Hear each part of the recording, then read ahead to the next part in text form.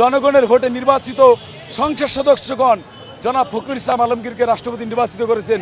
শুধুমাত্র বিএনপির সংসদ সদস্যরা নয়, বিএনপির বাইরে 11 জন সংসদ সদস্য মির্জা ফখরুল ইসলাম আলমগীরকে ভোট দিয়েছেন। সুতরাং কর্নেল অলিরা অনলাইনের বট ভোটারদের রাষ্ট্রপতি, বট ভোটার যারা তাদের রাষ্ট্রপতি কর্নেল অলি। বাংলাদেশের জনগণের রাষ্ট্রপতি, জনগণের দ্বারা নির্বাচিত এমপিদের মাধ্যমে নির্বাচিত রাষ্ট্রপতি হচ্ছেন জনাব মির্জা ফখরুল ইসলাম আলমগীর, যিনি বাংলাদেশের 23তম রাষ্ট্রপতি। বলে যে রাষ্ট্রপতি ছিল তিনি ছিল একজন পুতুল রাষ্ট্রপতি, ফ্যাসিস্ট হাসিনার বসানো রাষ্ট্রপতি, যিনি কার্যকর অর্থে দেশ রাষ্ট্রের কোনো উপকারেই আসেনি।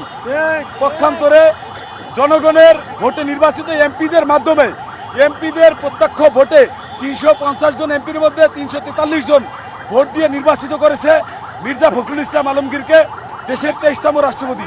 ফখরুল ইসলাম আলমগীর গত 16 বছরে রাজপথে লড়াই সংগ্রাম করেছে, সংকটে দেশকে নেতৃত্ব দিয়েছে, দেশের মানুষকে নেতৃত্ব দিয়েছে। ইনশাআল্লাহ আগামী দিনে এই বাংলাদেশকে তিনি এগিয়ে নিয়ে যাবেন, রাষ্ট্রকে তিনি নেতৃত্ব দেবেন।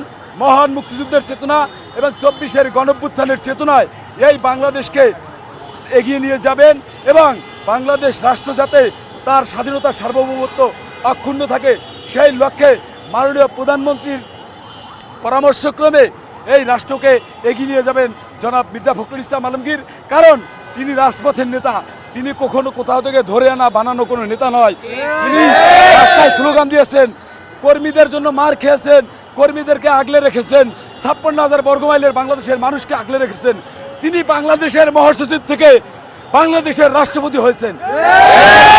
বাংলাদেশে এরকম রাষ্ট্রপতি খুব কাছাকাছি সময়ে আওয়ামী লীগের কোন রাষ্ট্রপতি, এর ফখরুল ইসলাম আলমগীরের মতো রাষ্ট্রপতি আওয়ামী লীগ কখনোই দিতে পারেনি। মির্জা ফখরুল ইসলাম আলমগীর জন আকাঙ্ক্ষা প্রত্যাশা পূরণ করার রাষ্ট্রপতি। মির্জা ফখরুল ইসলাম আলমগীর মানুষের কাঙ্ক্ষিত বাংলাদেশ বিনির্মাণের রাষ্ট্রপতি। মির্জা ফখরুল ইসলাম আলমগীর মানুষের ভোটাধিকার পুনরুদ্ধার গণতান্ত্রিক লড়াইয়ের একজন রাষ্ট্রপতি। বাংলাদেশের মানুষ তার কাজের মাধ্যমেই তাকে মনে রাখবে।